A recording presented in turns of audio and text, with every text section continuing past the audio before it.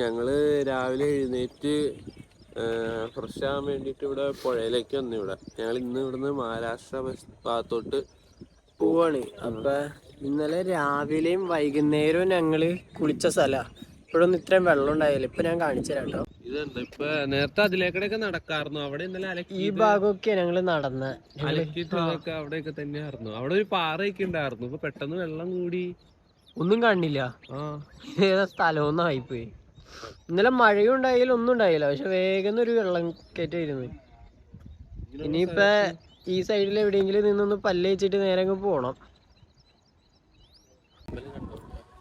അങ്ങനെ ഞങ്ങള് 2 ദിവസത്തെ ഹംപി ചുറ്റാടനത്തിന് ശേഷം ഹംപി വിടുകയാണ്. ഇനി നേരെ മഹാരാഷ്ട്രയിലേക്കാണ് പോകുന്നത്. അവിടുത്തെ കാടും മലയും പച്ചപ്പും ഹരിതാപത്തും അത് തേടി ഞങ്ങൾ പോവുകയാണ്. അപ്പൊ അമ്പലം തേ ഞങ്ങൾക്ക് വിട പറഞ്ഞുകൊണ്ടിരിക്കുക പുറകില്. ഈ വഴി ചുറ്റിക്കിറങ്ങി വന്ന വഴി തന്നെ പോകണം. ഒരു 4 കിലോമീറ്റർ. ഇവിടെ ഇനിയിപ്പോ ഒരു മെയിൻ റോഡ് പോലത്തെ സ്ഥലം എത്താൻ തന്നെ ഒരു 4.7 കിലോമീറ്റർ പോണം. എന്നാലാണ് എന്തെങ്കിലും ഇട്ടിട്ടോ നോക്കുള്ളൂ. NH ഹൈവേയിലേക്ക് എത്താൻ 25 കിലോമീറ്റർ ഉണ്ട് ഇവിടുന്ന്. ഞങ്ങൾക്ക് പോകേണ്ട റൂട്ട് നോക്കണം. മെയിൻ റോഡിൽ ചെന്നിട്ട് ലിഫ്റ്റ് കിട്ടുമോ നോക്കണം. ഹൊസ്പേട്ടയിലേക്ക് എത്തണം. ഹൊസ്പേട്ട എത്തിയാലേ മാത്രമേ ലിഫ്റ്റ് കിട്ടുള്ളൂ, അല്ലാതെ കിട്ടൂല. ഹൊസ്പേട്ടയിൽ ഇറങ്ങിയിട്ടാണ് ഇങ്ങോട്ട് വന്നത്. ഇനി വീണ്ടും ഹൊസ്പേട്ടയിലേക്ക് തിരിച്ചു പോകണം. വാവ്. ആ പോകുന്ന വഴി പട്ടിക്കാട് പോലത്തെ ഒരു സ്ഥലമാണ്. പക്ഷെ ഇപ്പുറം വഴി പോവാറുന്നു. പക്ഷെ ഇവിടെ ഒരു പുഴ ഉള്ളതുകൊണ്ട് അങ്ങോട്ട് പോകണമെങ്കിൽ തന്നെ 25 കിലോമീറ്റർ ചുറ്റണം. അപ്പൊ 25 കിലോമീറ്റർ സ്ട്രെയിറ്റ് പോകുന്നതൊക്കെ.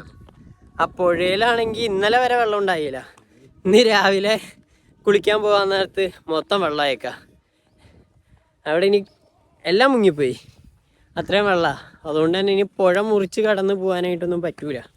ഇനി ഈ വഴിയേ ഉള്ളൂ. അപ്പോൾ റോട്ടിൽ കയറിയിട്ട് ഞങ്ങൾ കാണിക്കാം. അമ്പലം ബൈ ബൈ ഹംപി. ഞങ്ങൾ ഹംപിയിൽ നിന്ന് ഒരു 4 കിലോമീറ്റർ ഇപ്പുറേക്ക് നടന്നു വന്നു. തിരിച്ച് ഞങ്ങൾക്ക് ഹൈവേയിലേക്കുള്ള വഴിക്ക് ആ വഴിക്ക് കാണുന്നൊരു മോണുമെൻ്റാണിത്. മുഹമ്മദാൻ തോബ് ആൻഡ് ദർബ. ഇതധികം ആൾക്കാരൊന്നും നോക്കുന്നില്ല, വിസിറ്റ് ചെയ്യുന്നില്ല. ഒരു ദർബ പോലത്തെ സെറ്റപ്പാണ്. ഇൻഡോ മുസ്ലിം സെറ്റപ്പിലാണ് ഇത് പണിതേക്കുന്നതെല്ലാം. ഇതാ പറയുന്നത് ഹംപി കണ്ടു തീരില്ല. ഈ സൈഡിലേക്ക് വരാൻ നേരത്ത് കുറച്ചുകൂടി ക്ലിയർ ആയിട്ട് കാണാൻ പറ്റും. കണ്ടോ, ഒരു ഇൻഡോ മുസ്ലിം ഇതായിട്ട് അതിൻ്റെ പുറകിലായിട്ട് മുസ്ലിം പള്ളി പോലെ ഒരു സെറ്റായിട്ട് അവർ പണിത് വെച്ചിട്ടുണ്ട്. ഇതാണ് ഹംപി. ഹംപിയിൽ ഇങ്ങനെ ഒരുപാടുണ്ട്. ഞങ്ങളിപ്പോ ഹംപിയിൽ നിന്ന് കുറച്ച് അപ്പുറേക്ക് മാറി നടന്നുകൊണ്ടിരിക്കുകയാണ്. ഇതാ അവിടെ കൈ കൊട്ടുന്ന ടീംസ് ഉണ്ട്. എങ്ങനെയെങ്കിലും അവരുടെ അടുത്ത് നിന്ന് എസ്കേപ്പ് ആവണം. ഫോണ് മാറ്റുക. നീ കുറച്ചാ തുടങ്ങിയില്ലേ ഇത്?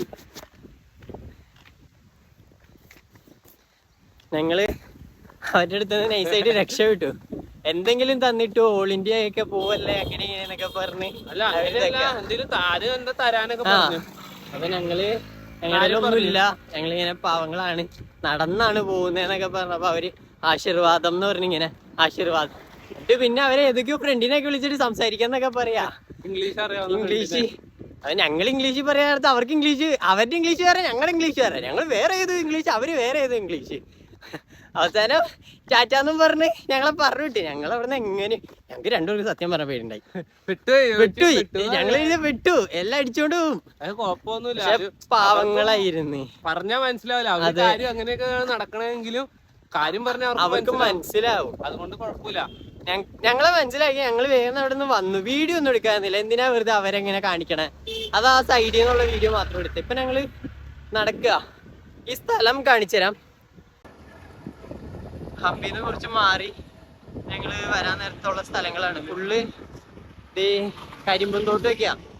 കരിമ്പ്, നെല്ല്, അങ്ങനെയുള്ള സംഭവമൊക്കെ. ഇവിടെ നല്ല കാറ്റാണ്. ഇവിടെ ഒത്തിരി വണ്ടികളൊന്നുമില്ല. ആദ്യം ഞങ്ങളൊരു ചെറിയൊരു പട്ടണം പോലത്തെ ഒരു സ്ഥലത്തൂടെയാണ് നടന്നത്. അത് ഫുള്ള് വേസ്റ്റ് കച്ചറയൊക്കെ ആയിട്ട് ഫുള്ള് വണ്ടിയുടെ കൊച്ചായിരുന്നു. ഇപ്പൊ വീണ്ടും ശാന്തമായ കാറ്റ്, കിളികളുടെ നാദം, വെള്ളത്തിന്റെ ഒഴുക്ക്, അങ്ങനെ പോകുന്നു. അടിപൊളിയാണ്. ഇതാ ഒരു പാലക്കാടൻ സെറ്റപ്പ് ഒക്കെ ഉണ്ട് ഈ സ്ഥലമൊക്കെ കാണാനായിട്ട്. ഇവിടെ വലിയ ചൂടില്ല, കുറച്ചേരം മുമ്പ് വരെ ഭയങ്കര ചൂടായിരുന്നു. ശരി മഴക്കാലം പോലെ ഇപ്പൊ ആയിട്ടുണ്ട്.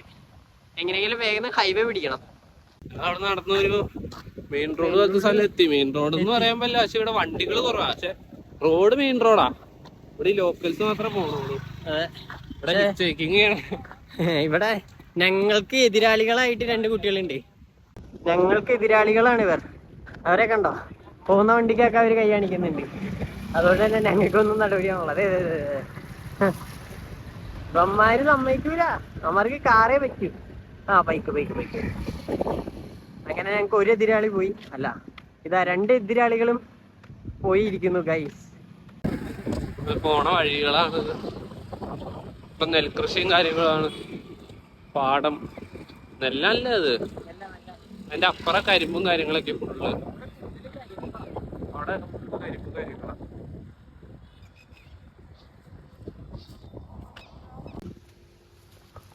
ഞാവല് നിക്കണുണ്ട് റോഡ് സൈഡില്. കഴിച്ചു നോക്കി. ഞാവല് തന്നെയാണോ? ഭയങ്കര ആ വേണ്ട. വഴി നീട്ടിയ ഉണ്ടനാവല് പുളിതാനം അടിപൊളിയാ. നല്ല ടേസ്റ്റ് ഉണ്ട്.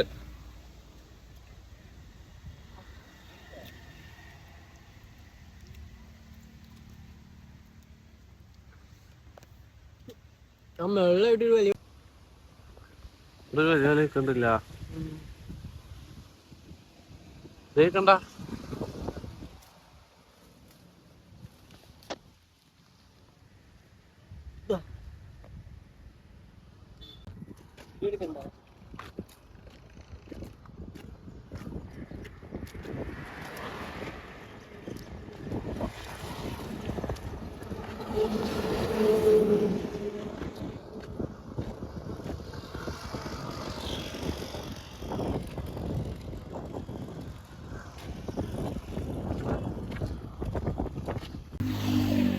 ഞങ്ങളിപ്പോ ഈ റോട്ടിൽ കൂടെ ഒരു 7 കിലോമീറ്ററോളം നടന്ന്. ഈ റോട്ടിന്റെ പ്രശ്നം തന്നെ ഇവിടെ മെയിൻ റോഡ് തന്നെ, പക്ഷെ ഇവിടെ വണ്ടികളൊന്നും ഇല്ലാന്നേ. ആകെ ബൈക്കും കാര്യങ്ങളൊക്കെ പോണുള്ളൂ. പിന്നെ ട്രാക്ടർ, കാളവണ്ടി, ഓട്ടോറിക്ഷ അങ്ങനെയുള്ള വണ്ടികൾ ഇവിടെ കാണും. വലിയ വണ്ടികളൊന്നും പോണില്ല. ഫസ്റ്റ് കാര്യം ഉണ്ടാ. ഇത്ര നല്ല മെയിൻ റോഡാണിത്, പക്ഷെ അത് ബൈക്ക് കാര്യങ്ങളൊക്കെ പോണുള്ളൂ. പിന്നെ ഒരാളുടെ കയ്യിൽ ഹെൽമെറ്റും കാര്യങ്ങളൊന്നുമില്ല.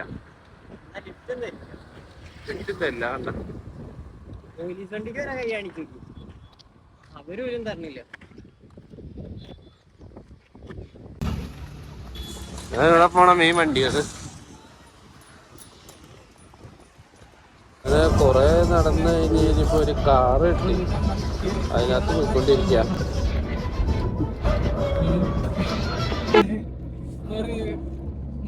ഇവിടെ ഒരു ചെറിയ ടൗൺ പോലത്തെ ഒരു സ്ഥലമാണ്. നല്ല തിരക്കും കാര്യങ്ങളൊക്കെ ഉണ്ട്. ഞങ്ങളിതിന് വന്നോണ്ടിരുന്നപ്പോ ഒരു വെറുതെ കൈ കാണിച്ച പമ്പിൽ കയറി കുറച്ച് വെള്ളം കുടിക്കാൻ കയറി കൊറേ നടന്നട്ടെ. 10 കിലോമീറ്ററിന്റെ അടുത്ത് നടന്ന് ഏകദേശം. കൈ കാണിച്ചു കഴിഞ്ഞപ്പോ വേഗം ഒരു വണ്ടി നിർത്തിയിരുന്നു. ഓടി അതിന് കയറിക്കോ, ബസ് സ്റ്റോപ്പിലാക്കി തരാന്ന് പറഞ്ഞു. കൂടുതലൊന്നും ആലോചിച്ചില്ല, കേറി എവിടെന്നാന്ന് കാര്യങ്ങള് പറഞ്ഞു. ഞങ്ങള് കാര്യങ്ങളൊക്കെ പറഞ്ഞപ്പോ അവര് ഞങ്ങക്ക് ഫുഡൊക്കെ വാങ്ങിച്ചു തരാന്ന് പറഞ്ഞു. ഫുഡ് മേടിച്ചു തരാൻ ഞങ്ങള് കാശ് കൊടുത്തോളാം, നിങ്ങൾ കഴിച്ചിട്ടൊക്കെ പറഞ്ഞു. പിന്നെ നമ്മള് വേണ്ട കുഴപ്പമില്ല, അടുത്ത ഡെസ്റ്റിനേഷനിലേക്ക് എത്താണെന്ന് പറഞ്ഞ് ഞങ്ങള് ഇതായി. പക്ഷെ പുള്ളിക്കാരൻ ഭയങ്കര കാര്യമായിരുന്നു, ഭയങ്കര മാന്യമായ രീതിയിൽ നമ്മളോട് സംസാരിച്ചേക്കാൻ. ഞങ്ങളിപ്പോ എന്നിട്ട് അവിടെ നിന്ന് അവര് ഞങ്ങളെ NH-ന്റെ അടുത്ത് കൊണ്ടുവന്നാക്കി. ഒരു 2 കിലോമീറ്റർ കൂടി നടന്ന മെയിൻ NH അവിടെ ടോൾ ഉണ്ടെന്ന് പറഞ്ഞു. മരങ്ങളാണെന്ന് പറഞ്ഞിരുന്നു. ഇവിടെ ഫുള്ള് തണലും കാര്യങ്ങളൊക്കെ. ഇവിടെ ഒരു ഡാം ഉണ്ട് ഇവിടെ അടുത്ത്, തുംഗഭദ്ര എന്ന് പറഞ്ഞ ഡാം. അപ്പൊ ആ ഡാമിന്റെ ചിലപ്പോ ഡാമിൽ കേറും, എങ്ങനെയാന്ന് അറിയില്ല. നോക്കിയിട്ട് ലിഫ്റ്റ് കിട്ടാണെങ്കിൽ അങ്ങനെ പോവും. കുറച്ചേരം ഇരുന്ന് എഡിറ്റിങ്ങും കാര്യങ്ങളും ഉണ്ട്, അതും കൂടി ഒന്ന് നോക്കിയിട്ട് പയ്യ അങ്ങോട്ട് പോണം. തീരുമാനിച്ചാണ്. ഇവിടെയൊക്കെ കണ്ടോ, ഇവിടെ നല്ല മരങ്ങളൊക്കെ ഉള്ള തണലൊക്കെ ഉള്ളതുകൊണ്ട് കുഴപ്പമില്ല.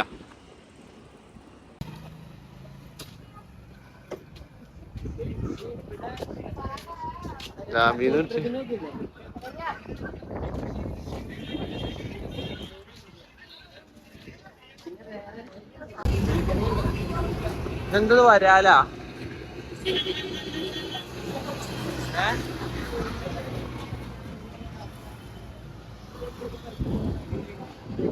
ഞങ്ങള് നടന്ന് ഡാമിന്റെ അടുത്തെത്തിണ്ട്. ഇവിടെ ഹൊസ്പേട്ട് ഡാം. കാഞ്ചന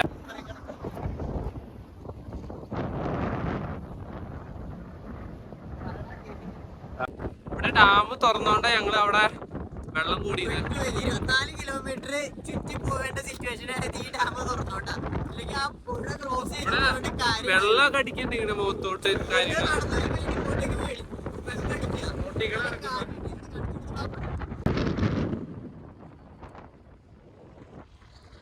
മനസ്സിലാവണ്ടോന്ന് അറിയില്ല, നല്ല കാറ്റാണ് ഇവിടെ.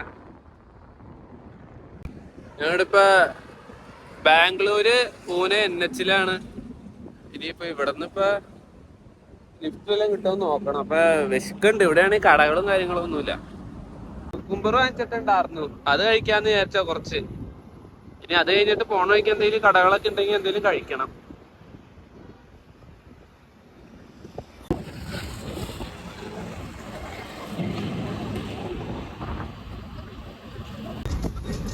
അങ്ങനെ ഞങ്ങൾക്കൊരു ദോസ്തിക്ക് ലിഫ്റ്റ് കിട്ടി. അതിനകത്ത് ബൈക്ക് നാണായോണ്ടുള്ള വീഡിയോയിൽ കാണിക്കാത്തതാണ്. കുഴപ്പമില്ല, ചെറിയ വണ്ടിയാ, എന്നാലും കുഴപ്പമില്ല. ഈ പയ്യ ഞങ്ങൾ പോണവരെ ആക്കാന്ന് പറഞ്ഞിട്ടുണ്ട്. പോണ വഴിക്ക് ഞങ്ങൾ പോണതിൻ്റെ അടുത്ത് വരെ ആക്കാന്ന് പറഞ്ഞു.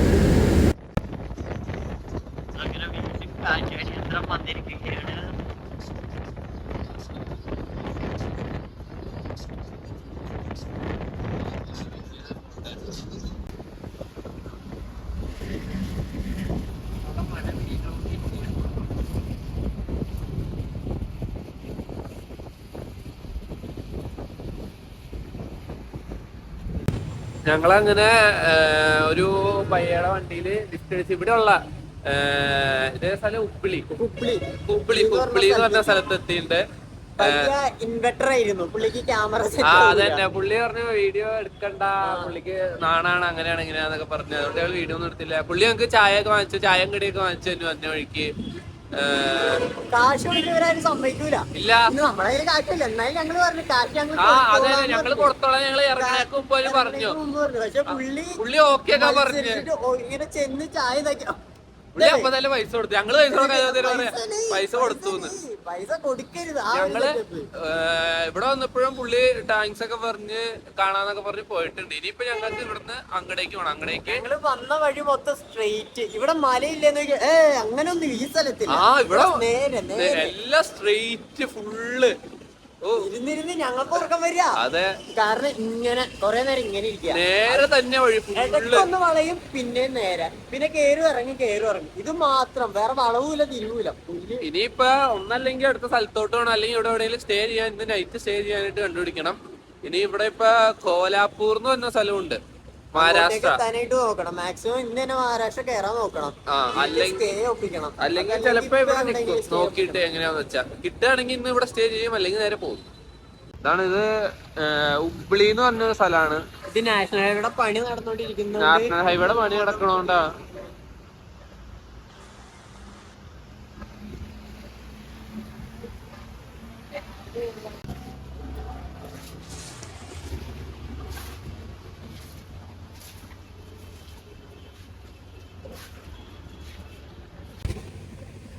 ഞങ്ങക്ക് വെറുതെ നടന്നു പോകാൻ നേരത്ത് വെള്ളം കുടിക്കാൻ കയറിയതാ.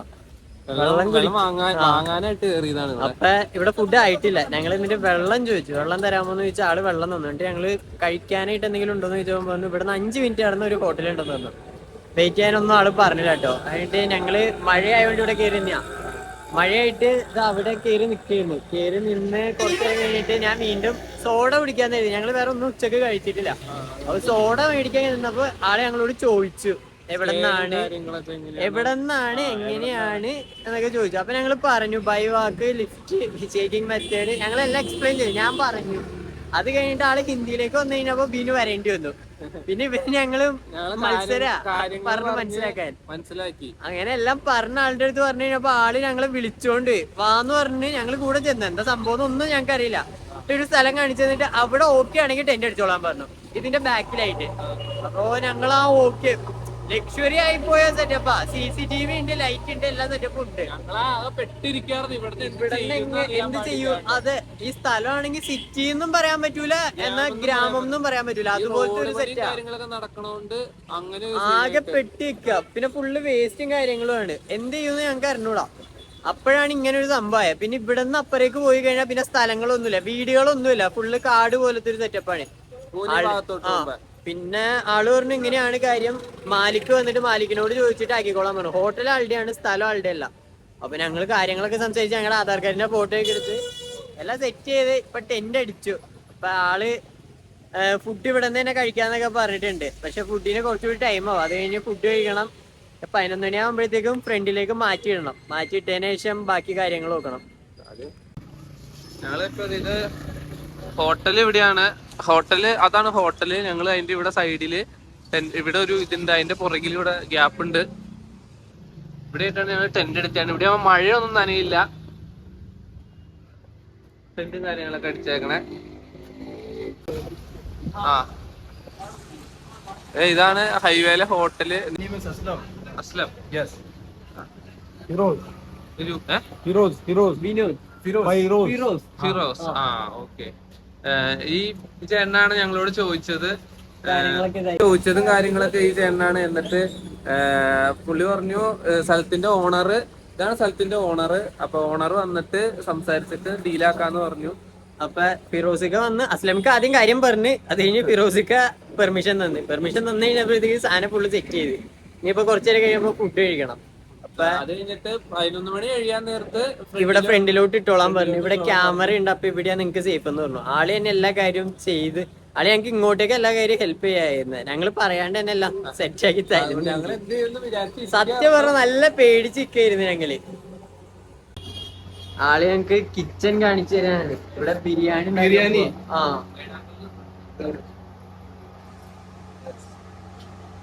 ക്യാ ബിരിയാണി?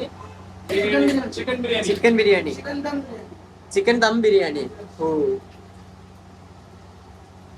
ഇവിടെ ബിരിയാണി ഇപ്പം വെച്ചോണ്ടിരിക്കുകയാണ് അവര്. അതിന്റെ പ്രിപ്പറേഷനും കാര്യങ്ങളൊക്കെയാണ്. ഇത് കഴിയുമ്പോഴത്തേക്കും അത്യാവശ്യം കച്ചവടം ഉണ്ടാവും. ഇപ്പൊ തന്നെ ആൾക്കാർ വന്നു തുടങ്ങി. കിച്ചണെല്ലാം നൈസാണ്. നല്ല അടിപൊളി പാത്രം ഇവിടത്തെ. ഇനി ഫുഡൊക്കെ കഴിക്കുന്ന ഫുഡ് തരാന്ന് പറഞ്ഞോണ്ടായി. ഇവിടെ ചിക്കൻ ബിരിയാണി ഉണ്ട് ഇവരുടെ തന്നെ. അത് കഴിക്കാനായിട്ടുള്ള പരിപാടിയാണ്. തൈരും സവാളയുണ്ട്. ഇത് മറ്റേ സംഭവല്ലേ, എന്താന്നറിയില്ല. നീ അത് ഇട്ടേ എന്തെന്നോ കേട്ടെ. ചൂടാടാ, കഴിച്ചു നോക്കിയെങ്ങനെയുണ്ടെന്ന്. അരി നല്ല വ്യത്യാസം കേട്ടോ. വേറെ കറി ഉണ്ടടാ. കറി എന്താണ്ടൊക്കെ ഉണ്ട്.